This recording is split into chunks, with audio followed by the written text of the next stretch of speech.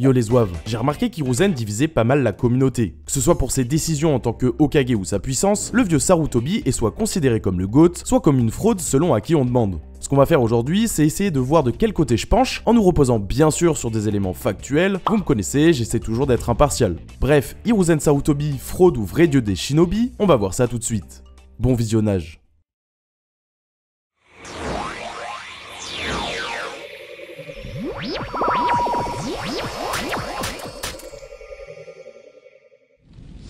Comme pour la plupart de mes vidéos analyses, on va commencer par la représentation d'Hiruzen dans le manga, ce que nos amis anglophones appellent le portrayal. Thank you very much. Adversaire très fort. Et soyons honnêtes, si on n'est pas le genre de personne à avoir poncé Naruto, c'est très facile de s'arrêter aux premiers éléments de lore qu'on a sur Hiruzen au début du manga, et derrière on aura un biais de confirmation. Et attention, hein, je dis pas que les gens qui tiennent Hiruzen en très haute estime sont tous des casus, il y a plein de mecs à fond dans Naruto qui pensent encore qu'Hiruzen Prime tabasse Hashirama en lui carrant son gros bâton dans le cul. Mais comme je l'expliquais dans ma vidéo sur Hashirama justement, ces éléments de lore qui placent Hiruzen comme un dieu vivant sont loin d'être aussi indiscutables que certains veulent nous faire croire. Donc ce qu'on va faire, c'est évoquer ces éléments point par point et voir ce qu'ils valent vraiment aujourd'hui, soit près de 20 ans plus tard pour certains.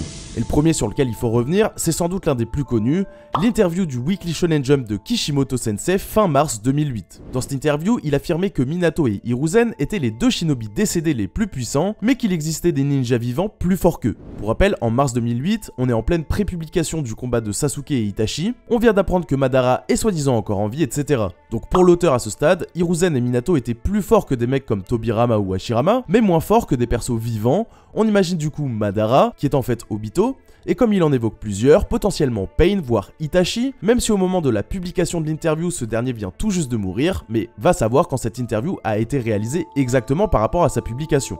On sait qu'elle a été publiée dans le dernier numéro de mars, mais elle aurait très bien pu être faite avant, bref.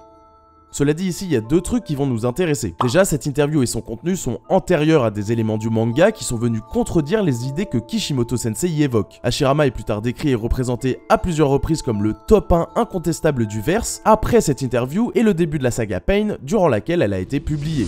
Si jamais vous doutez de ça, je vous invite à regarder ma vidéo sur le Shodai, j'explique tout ça en détail. Bref, cette antériorité de l'interview rend donc les propos de l'auteur à ce moment-là obsolètes, et c'est normal qu'en 15 ans de publication, Kishimoto Sensei ait pu changer son fusil d'épaule.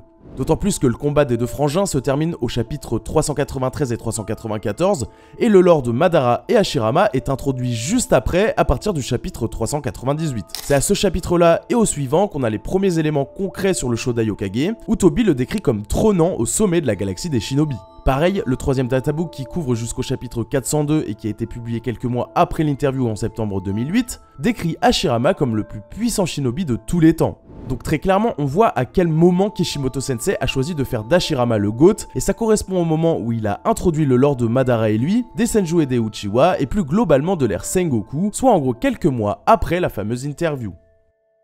Ensuite, deuxième chose dont je parlais aussi dans ma vidéo sur Hashirama d'ailleurs, mais ici on parle d'une interview avec le Shonen Jump, pas d'un élément du manga comme une déclaration d'un narrateur, ce qui aurait probablement engendré beaucoup plus d'incohérences. Donc ces propos tenus par Kishimoto Sensei en mars 2008 ne s'inscrivent pas dans la diégèse du manga, ce qui fait que même si cette idée a été vraie dans l'esprit de l'auteur à un moment donné, on sait rétroactivement qu'elle n'a jamais été vraie dans le lore, et c'est important de comprendre cette nuance. En plus, on le verra en détail juste après, mais dans aucune page du manga, Hiruzen n'est décrit sans équivoque comme supérieur à ses prédécesseurs, sans doute parce que Kishimoto voulait se laisser une petite marge de manœuvre, et aujourd'hui on peut le dire, il a bien fait. De toute façon, c'est possible de rétroagir sur la continuité du récit dans une œuvre de fiction en faisant appel au procédé narratif du retcon.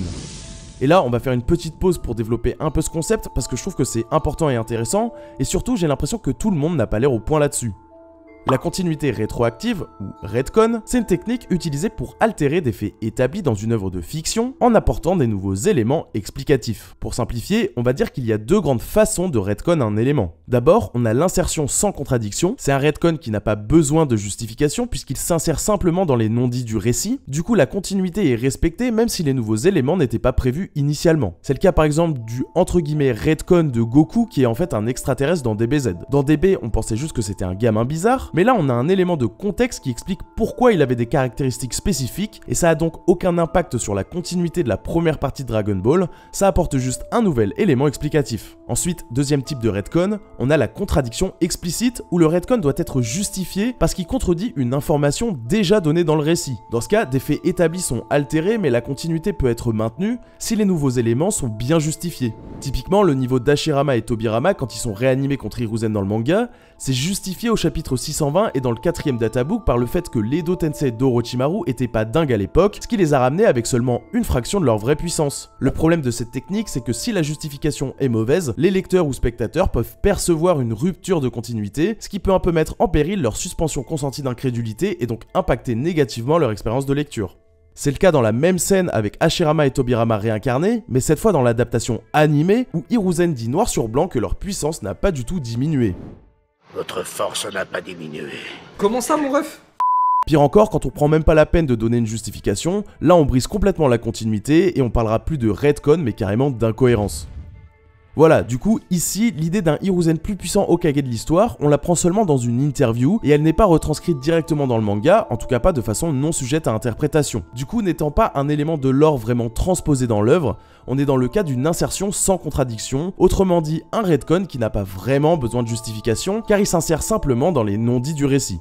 Enfin, idéalement, ce serait mieux si Kishimoto avait pas du tout dit ça, et s'il avait pas non plus soutenu cette idée dans le premier databook. Dans ce databook, Hiruzen est effectivement qualifié de plus puissant des Hokage. J'avais dit le contraire dans ma vidéo sur le Shodai, mais en fait cette fois j'ai fait traduire le scan du japonais au français, et c'est bien ce que dit le databook, ce serait malhonnête de ma part de pas revenir sur ça. Cela dit, c'est toujours pas un élément du manga, mais d'une source officielle annexe, qui en plus est à contextualiser. Parce que, pour rappel, les databooks donnent toujours des informations qui sont valables dans la période qu'ils couvrent. Et en l'occurrence, le premier databook, il couvre les événements jusqu'au chapitre 119. Or, dans ces 119 premiers chapitres, on est au tout début de l'attaque sur Konoha, donc les seuls Hokage dont on a vraiment entendu parler à ce stade sont Minato et Hiruzen lui-même, mais en plus, on n'a aucun élément dans le manga qui nous permette de penser que le Sandaime était le plus puissant des Hokage sans équivoque dans cette période. On va y revenir, et bien sûr on sait que c'était le cas dans l'esprit de Kishimoto jusqu'à la fin du combat Itachi et Sasuke environ, mais étonnamment, comme j'ai dit, on se rend compte que c'est dit nulle part dans le manga de façon claire. Sans doute parce que, comme j'ai dit, ayant conscience de la nature de son média, Kishimoto Sensei voulait garder une certaine flexibilité dans son récit, en se fermant pas des portes comme ça aurait été le cas s'il avait fait intervenir un narrateur omniscient par exemple, pour lui faire dire que Hiruzen tabasse Hashirama. Et croyez-moi, je maxe pas Kishimoto par fanboyisme, hein. Juste, je suis assez confiant qu'il a eu cette lucidité parce qu'il maîtrise son média et ses spécificités. Les mangaka doivent publier des morceaux de leur récit chaque semaine, donc ils ont pas le luxe de peaufiner leur scénario pendant 15 piges et de tout pondre d'un coup comme des romanciers ou des cinéastes peuvent le faire. Même s'ils peuvent avoir une idée très précise de ce qu'ils veulent raconter, certains éléments secondaires s'adapteront à l'évolution de leur récit. Et ça, Kishimoto en a conscience, comme tous les mangaka de son niveau d'ailleurs. Donc pour nos lecteurs, c'est tout aussi important de tenir compte de certains éléments extérieurs, comme les contextes économiques et de publication, ou la nature du support en lui-même quand on étudie une œuvre comme on le fait ici. Parce que tous ces facteurs vont influencer notre façon de recevoir et interpréter le récit et ses messages. Ce que j'essaie de vous dire, c'est que pour analyser un récit, il faut choisir un angle. Et comme Naruto est un shonen prépublié de façon hebdomadaire avant d'être relié en tomes par le même éditeur qui prépublie, etc., on se doit de l'analyser en tant que tel, c'est quand même très particulier comme situation. Et c'est d'autant plus vrai pour un shonen long comme celui-là, où avoir recours à des retcons peu intrusifs ou tout simplement changer d'avis comme c'est le cas ici, bah c'est juste normal en fait, et ça remet pas en question la totalité de ce qui a été établi avant. J'insiste vraiment sur tout ça parce que je sais que certains refusent l'idée qu'un auteur puisse se contredire sur plus de 15 ans, et d'autres refusent carrément d'entendre ou d'utiliser certains éléments de la première partie de Naruto pour analyser l'œuvre dans son ensemble, sous prétexte que certains des trucs qui y sont décrits ne sont plus valables plusieurs centaines de chapitres plus tard.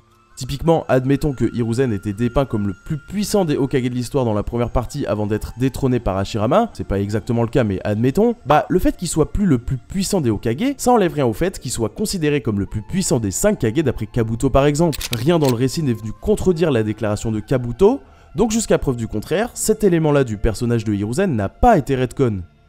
Faut pas tout mélanger, c'est pas parce qu'un élément spécifique concernant un personnage a été modifié rétroactivement que tout ce qu'on sait du perso est à jeter à la poubelle. Et puis, comme j'ai dit, quand on analyse une œuvre comme ici, on peut pas passer sous silence la nature du support, et donc le fait que Kishimoto Sensei puisse donner une interview en disant que son récit parle d'un truc, puis nous montrer le contraire dans sa narration plus tard, justement parce que l'industrie du manga implique qu'on puisse demander aux auteurs de faire des interviews en plein milieu de la publication de leur récit, ce qui évidemment n'arriverait jamais pour un auteur de roman par exemple. Vous pensez peut-être que j'abuse à insister autant sur ces concepts-là, qu'on est juste là pour parler d'un manga et avoir du fun, et c'est vrai, mais je trouve que ça empêche pas de développer un peu son esprit critique. Et au passage, si ça peut donner tort aux bouffons qui pensent encore que lire des mangas c'est incompatible avec le fait d'avoir de la culture en Big 2024, bah c'est tout bénef. Bref, j'ai assez raconté ma life, on peut revenir sur les éléments qui pourraient permettre de placer Hiruzen devant les autres Hokage, mais qu'on retrouve cette fois dans le manga. Et comme j'ai dit, si on se penche vraiment dessus, on remarque que chacun d'entre eux est très sujet à interprétation. Aucun autre élément que l'interview et la phrase du premier databook ne permettent de placer Hiruzen tout en haut de l'échelle. Comme j'ai dit, si on avait eu une déclaration d'un narrateur omniscient par exemple, ça aurait été compliqué à retcon sans créer d'incohérence, mais vous allez voir qu'on est bien loin de ce scénario.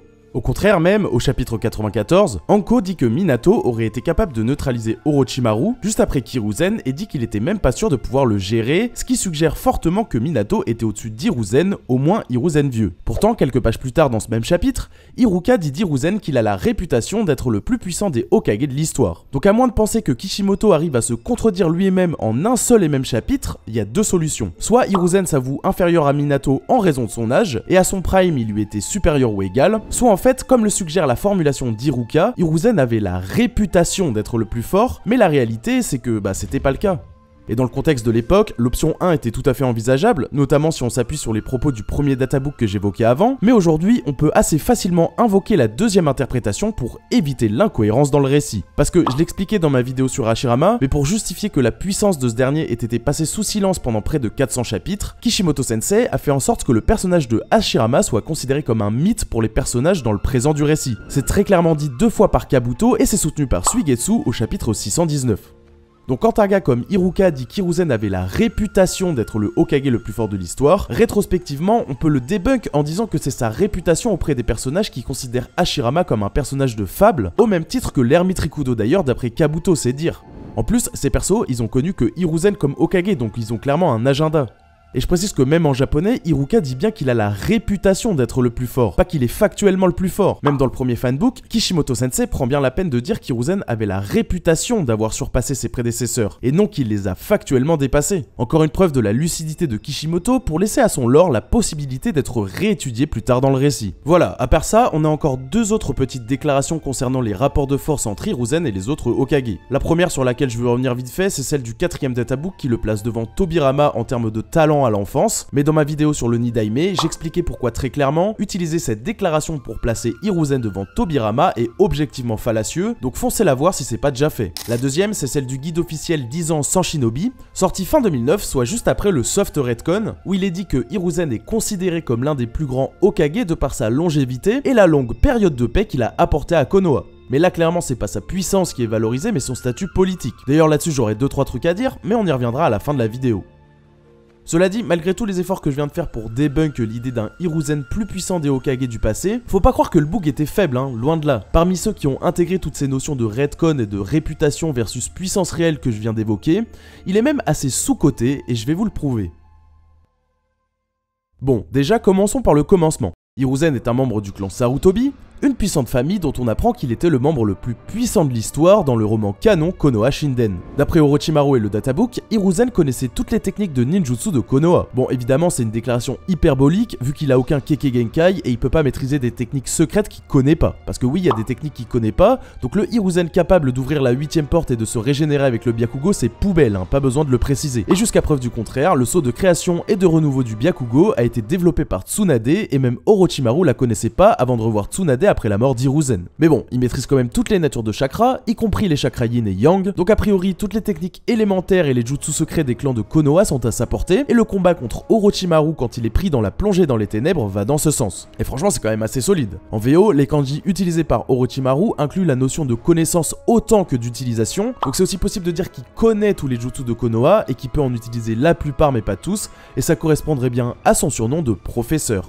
Ensuite, en tant que Hokage, Hiruzen est simplement censé être le shinobi le plus puissant du village, et même si certaines exceptions confirment la règle, le titre de Hokage est indissociable de la notion de puissance en tant que shinobi. Naruto, Iruka et Hiruzen lui-même nous le disent, et le premier fanbook officiel rédigé par Kishimoto le confirme, le Hokage se tient tout en haut de la chaîne alimentaire de son village. Même mieux, dans ce même fanbook, Kishimoto Sensei répète à 3 reprises que le Hokage se tient non seulement au sommet de Konoha, mais aussi du monde shinobi tout entier. Et on pourrait croire que c'est parce qu'il dirige le plus puissant des 5 grands villages cachés, mais même pas vu que, dans le deuxième fanbook, fanbook, on apprend qu'Iwa est tout aussi développé que Konoha et que Kumo est carrément plus développé, notamment en termes de puissance militaire.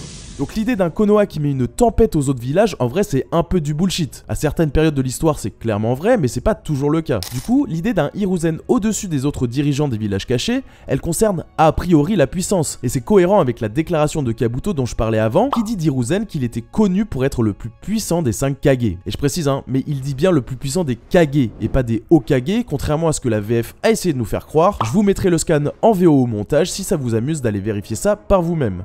Bref, tout ça pour dire, même si l'idée d'un Hiruzen plus fort des Hokage de l'histoire est plus très valable aujourd'hui, celle d'un Hiruzen plus fort des Kage modernes est toujours d'actualité vu que, jusqu'à preuve du contraire, aucun nouvel élément explicatif dans le récit n'est venu contredire ça.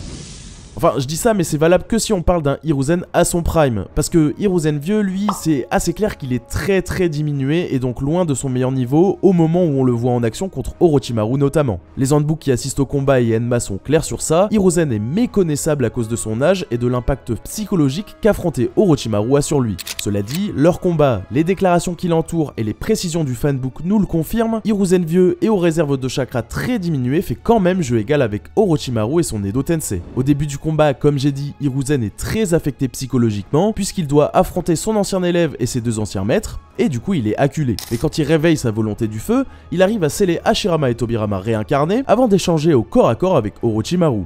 Maître et élève se rendent coup pour coup, et ce malgré la fatigue et les blessures reçues plus tôt par Hiruzen. Même mieux, Hiruzen finit par submerger Orochimaru avec Enma pour lui caler sa technique du Shinigami.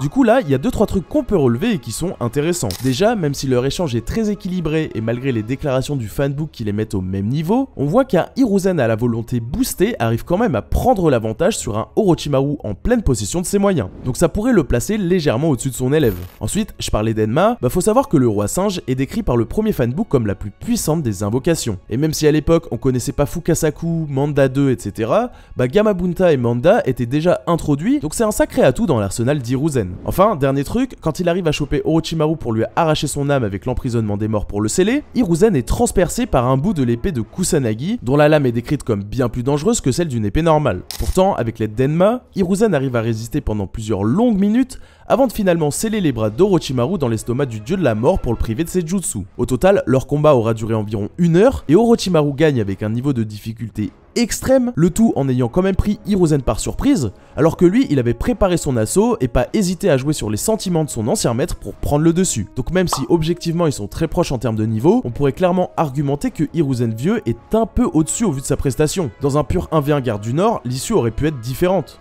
En plus, Orochimaru le dit lui-même, mais si Hiruzen avait eu ne serait-ce que 10 ans de moins, il aurait pu lui arracher son âme et en finir avec lui. Et faut savoir que ce Orochimaru là, c'est une putain de menace. D'après Hiruzen, il serait assez fort pour prendre un pays entier à lui tout seul, et au global, c'est un membre du trio légendaire. Les Sannin, en plus d'être tous comparables en termes de niveau, c'est le top niveau de l'époque. Bien loin devant les plus puissants Jonin comme Kakashi, en témoigne comment ce dernier se chie dessus à l'idée d'affronter Orochimaru. Je développe pas mal ces idées dans ma vidéo sur Jiraiya si ça vous intéresse, mais voilà, retenez juste que les Sannin sont tous globalement comparables et qu'ils ont tous le niveau Kage. Pas pour rien que Jiraiya sera sollicité pour remplacer Hiruzen plusieurs fois et que Tsunade prendra finalement sa place. Avant que les Sannin soient égalés voire dépassés par nos protagonistes, il faudra attendre la fin de l'arc Pain et le conseil des 5 Kage au pays du fer. Donc jusqu'à cette période du manga, Hiruzen est encore tout en haut de l'échelle de puissance de l'œuvre, malgré son âge avancé. Ce qui colle d'ailleurs avec le timing où Kishimoto a révisé le lore d'Hashirama. Il n'y a pas de hasard. Le truc, c'est qu'à partir de cette période du manga, le niveau Sannin est un peu désacralisé, mais l'avantage d'Hiruzen, c'est qu'on nous fait clairement comprendre que quand il était plus jeune, il était encore plus fort que ça. Donc c'est l'occasion de voir à quel point Hiruzen Prime était puissant. On l'a dit, Hiruzen vieux c'est niveau Sannin, à minima Sannin forme de base, et c'est déjà pas mal du tout, mais comme j'ai dit, pas assez pour justifier son statut de Kage le plus puissant. J'en parlais dans ma vidéo sur Naruto Modern Myth, mais avec le Senjutsu maîtrisé, Naruto a dépassé Jiraiya. Tsunade, Fukasaku et Pain en personne nous le disent, et leurs combats respectifs contre le chef de l'Akatsuki le prouvent. Ici, on s'en fout de l'écart exact de puissance, tout ce que je veux dire c'est que, à minima, Naruto Modern Myth est légèrement supérieur à Jiraiya Modern Myth lui aussi. Or, un mec comme le 4ème Raikage ne perdrait jamais contre un Sannin les gars, parce qu'en plus de donner le combat de sa vie à un Sasuke Mangekyo Sharingan du pays du fer, le Raikage est montré et confirmé par le databook comme capable de tenir la cadence contre un Naruto mode chakra de Kyuubi. Il a la vitesse pour le suivre et la force pour le tuer, alors que dans cette forme, Naruto se décrit lui-même comme plus fort qu'en Modern Myth. Aussi, on sait que Naruto version 2 avec 4 queues est capable de malmener Jiraiya et Orochimaru, alors que le Raikage est décrit par 2 fois dans le databook comme plus fort que Killer Bee. Donc ça veut dire qu'un Jinchuriki en version 2 avec moins de la moitié de ses queues manifestées, il donne le combat de leur vie aux Sannin en forme de base, pendant que le Raikage est tout simplement décrit comme supérieur à un Jinchuriki parfait, ce qui implique qu'au minimum, le 4ème Raikage peut combattre Killer Bee en mode bijou, et c'est d'ailleurs assez cohérent avec ce qu'on nous dit du 3ème Raikage, donc le père du 4ème. Et certes, Kurama est plus fort que Gyuki au global, mais le nombre de queues manifestées augmente la puissance déployée par le Jinchuriki de façon exponentielle. Ça, on l'apprend dans le combat entre Bee et Kisame. Mais en plus, là, on parle carrément d'une version 2 contre un mode bijou, dans lequel, en plus d'avoir accès à tout le chakra de son démon, le Jinchuriki peut aussi utiliser l'orbe des démons à queue. Donc bref, j'en reparlerai plus en détail peut-être un jour, mais en vrai, le 4ème Raikage, c'est vraiment pas le pote des Sannin. Et de toute façon, même en étant le plus généreux possible, on mettrait le Raikage dans le même tiers que les Sannin à pleine puissance via Tsunade. Et dans ce cas-là, ça empêcherait quand même Hiruzen Vieux de prétendre au titre de plus puissant des Kage. Vu qu'on l'a dit, Hiruzen Vieux c'est comparable aux Sannin, que ce soit en forme de base ou à pleine puissance, ça change pas grand-chose. Parce que même si le Raikage était aussi de ce niveau, ce qui est pas vraiment le cas, on l'a dit, ça donnerait pas un avantage significatif à Hiruzen, permettant de le placer confortablement devant le Raikage. En plus, niveau match-up, avec ses stats physiques de fou furieux et son endurance de malade en raison de ses réserves de chakra comparables à un bijou, le Raikage pourrait au moins battre Hiruzen Vieux dans une bataille d'attrition. Et encore une fois, là je suis hyper généreux. Et bref, tout ce que je viens de développer là, c'était juste concernant le Raikage, alors que Onoki est encore plus fort que lui. Bref, tout ça pour dire, il n'y a vraiment pas un monde où je peux me permettre de placer Hiruzen Vieux comme le plus puissant des Kage, surtout que pendant que Hiruzen perd en puissance avec l'âge, le Raikage et Onoki notamment continuent à progresser. C'est montré et même dit que le Raikage s'entraîne toujours, et Deidara confirme qu'Onoki aussi a progressé alors qu'il est super vieux. Mais encore une fois, c'est pas trop grave parce que pour justifier la déclaration de Kabuto et celle des fanbooks, suffit de tenir compte du fait qu'il était encore plus fort qu'eux mais à son prime. La façon qu'a Kabuto de dire que l'histoire le retient comme le plus puissant des Kage va d'ailleurs dans ce sens, et la façon qu'a Orochimaru de reconnaître qu'une version 10 ans plus jeune d'Hiruzen aurait pu lui faire la peau, alors qu'il est quand même pas connu pour sa modestie, tout ça, ça implique qu'à son meilleur niveau, le Sandaime était bel et bien plus puissant qu'à son âge avancé, et pas qu'un peu. Le fait qu'en étant vieux, il est toujours niveau Sannin, à minima forme de base, fait qu'à son prime, il était au-dessus, et en tenant compte du fait qu'il était plus fort que des boucs comme les Raikage, Onoki ou le 3ème Kazekage, le place même assez confortablement au-dessus des membres du trio légendaire, comme je viens de l'expliquer en développant un peu sur le 4ème Raikage. Donc on l'a dit, Hiruzen Prime c'est au-dessus des Sannin et des Kage de son époque, mais à quel point était-il plus fort que ces personnages-là? En gros là, on vient d'établir un palier de puissance pour Hiruzen Prime, maintenant on va essayer d'établir un plafond. Déjà, on a réussi à placer Hiruzen au-dessus du Raikage et Onoki à l'époque, mais on l'a dit, les deux ont progressé depuis. Cela dit, il y a quand même moyen de placer Hiruzen au-dessus d'eux à leur prime, et ça via Danzo. Ça vaut ce que ça vaut, mais un Danzo sans l'œil de Shisui a réussi à donner le combat de sa life à Sasuke et son Mangekyo Sharingan plus développé que jamais. Un peu avant et avec un dojutsu moins développé, ce Sasuke a fait globalement match nul contre le Raikage. Donc si on se contente de parler de rapport de force sans parler match-up, Danzo c'est quand même du très sérieux, et ça devrait à minima être comparable au Raikage à fond, voire même supérieur si on tient compte du fait de l'évolution de Sasuke entre ces deux combats. On l'a dit aussi, mais avec l'œil de Shisui fonctionnel, Danzo serait encore bien plus dangereux que ça. Le Koto Amatsukami mis à part, le Boog aurait juste un Mangekyo Sharingan surpuissant en plus de tout l'arsenal qu'il a déjà montré contre Sasuke. Bref, pourquoi je vous dis tout ça? Parce qu'à la fin de son combat contre Sasuke justement, quand Danzo se sacrifie, il dit qu'il a jamais pu rattraper Hiruzen. Alors, je vous vois venir, c'est vrai que c'est assez sujet à interprétation comme déclaration, mais disons que c'est cohérent non seulement avec le portrayal de Kage moderne le plus puissant d'Hiruzen, mais aussi avec toute la narrative entre Danzo et lui. Donc voilà, narrativement, ça donne du poids à un Hiruzen Prime au-dessus de tous les Kage modernes, y compris dans leurs versions les plus récentes au moment de l'arc du Conseil des 5 Kage. On l'a dit, pour l'instant, on n'a pas vraiment de plafond possible pour la puissance d'Hiruzen Prime. Donc à ce stade, on peut pas faire beaucoup mieux que se reposer sur des éléments narratifs. Donc si on pousse le délire, Hiruzen Prime serait plus fort que le Danzo qui affronte Sasuke, lui-même comparable à Naruto mode ermite. Et encore une fois, ça se tient. Naruto et Sasuke à ce stade, ils ont dépassé leur prédécesseur Sannin. Naruto, on l'a expliqué, et Sasuke s'est confirmé via ses interactions avec le Raikage notamment, on l'a expliqué plus tôt, et ensuite par la déclaration de Suigetsu. Donc si on se tient à l'interprétation que j'ai donnée plus tôt, Hiruzen Prime c'est à minima au niveau des deux rivaux à la fin du Conseil des 5 Kage, ce qui est vraiment très solide. Maintenant, je dirais que le seul moyen qu'on a d'établir un vrai plafond à sa puissance passée, c'est d'analyser le flashback de Kushina sur l'attaque de Kyuubi et la mort de Minato. Dans ce flashback, on voit qu'Hiruzen et des dizaines de shinobi arrivent pas à gérer Kyuubi, et le Sandaime attend l'arrivée de Minato qui, une fois sur place, arrive à retenir Kurama avec l'aide de Kushina. On développera ça dans sa vidéo, vous en faites pas, mais en gros, après une nuit entière à retenir le saut du hake de Kushina pendant l'accouchement, et après un combat entier contre l'homme masqué, Minato fait quand même une meilleure performance qu'Hiruzen face à Kyuubi, sachant que là, c'est un Hiruzen 13 ans plus jeune que celui celui qui affronte Orochimaru dans la partie 1. Autrement dit, ce Hiruzen âgé de 56 ans, soit l'âge d'un Jiraiya dans Shippuden environ, et bah il se fait éclipser par Minato, alors qu'il s'agit d'une version du personnage a priori à son prime ou pas loin. Bah oui, souvenez-vous, pour Orochimaru, même avec 10 ans de moins, Hiruzen aurait pas été assez affaibli pour perdre contre lui. Or là, il en a même 13 de moins. Bref, cela dit, la mise en scène nous fait clairement comprendre que c'est Hiruzen qui a réussi à repousser Kyuubi hors du village avec Enma, ce qui est quand même assez impressionnant, et en vrai c'est cohérent avec le niveau qu'on lui a attribué, à savoir celui d'un mec capable d'avoir une petite perf face à Kyuubi, mais globalement trop loin de son niveau pour le gérer tout seul. Du coup, Hiruzen Prime se situe quelque part entre le top tier des personnages à la fin du Conseil des 5 Kage et Minato Hokage. Savoir s'il est plus proche de l'un ou l'autre est globalement impossible, mais dans tous les cas ça fait de lui l'un des shinobi les plus puissants de l'histoire, à cheval entre le top niveau Kage et le niveau légende, ce qui colle avec son statut de Hokage quand on y pense. Maintenant, si on s'intéresse à ses prestations en Edo Tensei pendant la guerre, on se rend compte que ça donne pas mal de poids à mon interprétation. Quand il est réanimé par Orochimaru avec les 3 autres Hokage du passé, Hiruzen réalise 3 exploits sur lesquels on va s'arrêter et qui, je trouve, vont totalement dans le sens du niveau qu'on lui a attribué plus tôt. Le premier, c'est quand il réagit partiellement à Obito Jinchuriki qui lui fonce dessus avec son orbe de vérité. La plupart d'entre vous le savent sûrement, mais la vitesse de déploiement des sphères de vérité est inférieure à celle des utilisateurs. On le voit notamment quand Obito prend de vitesse Naruto et Sasuke, mais que Naruto a le temps d'attraper Minato avant que l'orbe le touche. Pareil quand Sasuke le bloque avec son bras du Susanoo, ou encore suffit de voir comment Rock Lee et les autres interceptent ceux de Madara, alors que ce dernier est évidemment infiniment plus rapide qu'eux. Bref, là où c'est impressionnant de la part d'Hiruzen, c'est qu'il réagit non seulement à la vitesse de l'orbe, qui, on l'a dit, est pas ouf, mais aussi à celle de Jubito qui lui fonce dessus. Et on va pas faire un cours de physique, mais en gros, les vitesses s'additionnent. Donc Hiruzen réagit non seulement à la vitesse des orbes, mais aussi à celle d'Obito. Et honnêtement, c'est super impressionnant. On parle souvent de la perf de Tobirama qui touche Obito lors de leur premier contact. Bah là, honnêtement, si on part du principe qu'Obito se déplace à la même vitesse, c'est au moins aussi impressionnant sur le papier. Bon, pas de quoi mettre Hiruzen niveau Jubito, hein, calmez-vous, mais ça montre qu'en Edo, Hiruzen a un temps de réaction qui a rien à envier au top tier du moment.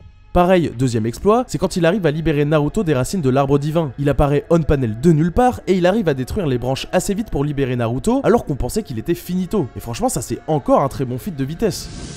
Bon, on a passé 1 heure à expliquer pourquoi à son grand âge, Hiruzen vieux c'est niveau Sannin, donc l'interprétation la plus logique de ces deux performances, c'est quand même qu'il est moins emmerdé par son âge que de son vivant quand il est en Edo Tensei. Il reste en dessous de son prime a priori, hein, vu qu'il est toujours vieux avec des réserves de chakra réduites, mais son corps immortel lui permet peut-être de regagner des stats similaires à sa version vivante à son prime. Pas équivalente, hein, vu qu'encore une fois il est réanimé vieux et que l'Edo Tensei te prive d'un vrai corps physique, mais quand même supérieur à sa version qui affronte Orochimaru a priori. Du coup, cette interprétation, en plus d'expliquer sa réactivité en Edo, bah elle soutient aussi cette idée d'un Hiruzen Prime vraiment bouillant.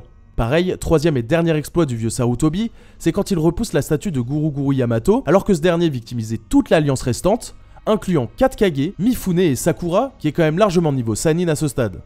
Bon, la plupart des personnages que j'ai cités étaient à court de chakra, on a facile 3 pages où les personnages insistent sur ça, mais là encore, le fait qu'Hiruzen à lui seul soit un adversaire plus sérieux pour Guru Yamato va quand même dans le sens d'un Hiruzen au-dessus de ses homologues Kage. Bref, pour résumer tout ça, Hiruzen vieux c'est entre le niveau Sannin forme de base et le niveau Sannin pleine puissance, et Hiruzen Prime et Edo Tensei c'est le top du niveau Kage, avec un pied dans le tiers légende quand on prend ses feats et ses éléments narratifs le plus généreusement on va dire.